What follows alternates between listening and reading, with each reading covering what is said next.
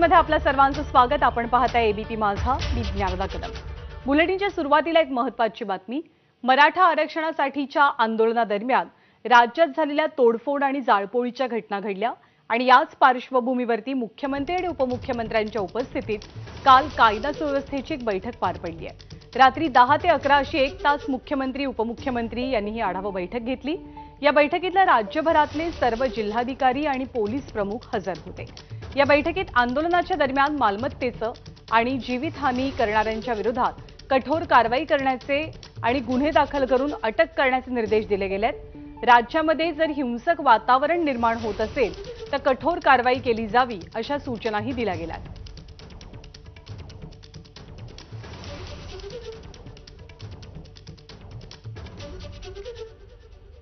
तर मराठा आरक्षण आंदोलनाच्या दरम्यान जाळपोळीच्या घटनांच्या पार्श्वभूमीवर मुख्यमंत्री, उपमुख्यमंत्री आणि पोलीस महासंचालक यांच्या बैठकीत नेमकं काय घडलं ते आपण जाणून घेऊया। पोलीस महासंचालकांनी दिवसभराच्या घडामोडींचा आढावा सादर केला। मराठा आंदोलनाचा गैरफायदा काही समाजकंटक घेतायत हे लक्षात आलं। समाजकंटकांना शोधण्याचं काम आता युद्धपातळीवरती सुरू झालंय। घरं जाळणं आणि त्यातून चोऱ्या करणं हा उद्देश समाजकंटकांचा असल्याचं कळतंय। या समाजकंटकांना आळा घालण्यासाठी पोलिसांच्या विविध तुकड्या राज्यभरात तैनात आहेत।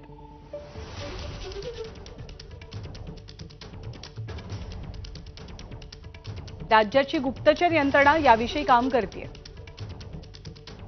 आपले प्रतिनिधी राहुल कुलकर्णी आपल्या सोबत आहेत। राहुल, शांततेत सुरू असलेलं मराठा आंदोलन दुसऱ्या टप्प्यात कमालीचं हिंसक बनलं। या संदर्भात आता सरकारी प्रशासकीय पातळीवरती कोणती पावलं उचलली गेली आहेत, काय चर्चा झाली आहे? ज्ञानदा, श्री मनोज जरांगे यांचं स्वतःचं कालचं मत जर आपण बघितलं तर त्यांना अशा पद्धतीची हिंसा अजिबात मान्य नाहीये। ते वारंवार आवाहन करतायत की आपलं आंदोलन हे शांततेच्या मार्गाने आहे आणि ही जी कोणी मंडळी असतील तर त्यांना संशय आहे की काही सत्ताधारी मंडळी पण याच्यात असू शकतात, शंका आहे त्यांना। पण खुद्द मुख्यमंत्र्यांनी सांगितलं की हे आंदोलन भरकटत चाललेलं आहे आणि आत्ता जी काल खरं तर 9:30 वाजता काल ती बैठक सुरू होणार होती, परंतु ती 10 वाजता सुरू झाली। 1 तास त्या बैठकीमध्ये पूर्ण राज्यातल्या ह्या परिस्थितीचा आढावा घेतला गेला, ज्याला गृहमंत्री, उपमुख्यमंत्री आणि मुख्यमंत्री स्वतः उपस्थित होते।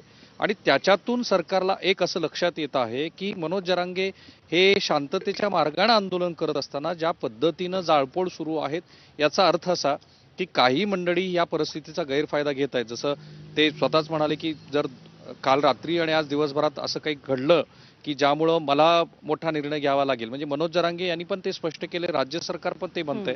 तर अशा वेळेला मात्र काल अत्यंत स्पष्ट सूचना देण्यात आलेल्या आहेत। एक, जे कोणी असं करत असतील त्यांच्या विरोधामध्ये कठोर कारवाई करा आणि त्यांना अटक करा आणि अशा सगळ्या मंडळींच्याकडनं संपत्तीचं जीवितहानी अशी होणार नाही अशा पद्धतीची काळजी तुम्ही घ्या, अशा स्पष्ट सूचना देण्यात आलेल्या आहेत।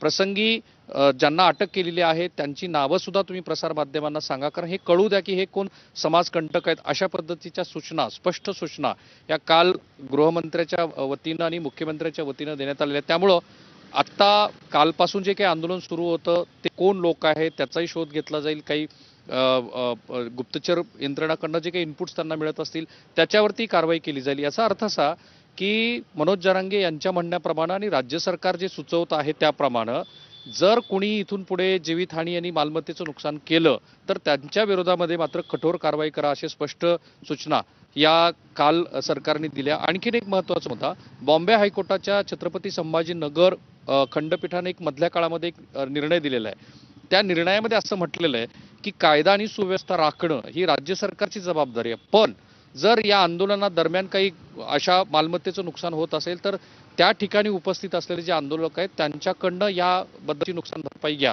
याही निर्णयाची काल या बैठकीमध्ये चर्चा झाली आणि बॉम्बे हायकोर्टाच्या छत्रपती संभाजीनगर खंडपीठाच्या निर्णयाप्रमाणे त्याच्यावरती अंमलबजावणी करा अशाही सूचना दिलेल्या आहेत। म्हणजे कठोर कारवाई करा आणि ज्यांनी अशा केलेलं आहे त्यांच्याकडनंही भविष्यामध्ये काही वसुली आपल्याला करता येईल का त्या दृष्टीनेही तुम्ही कारवाईला सुरुवात करा, अशा स्पष्ट सूचना आहेत। धन्यवाद राहुल या सगळ्या माहितीबद्दल।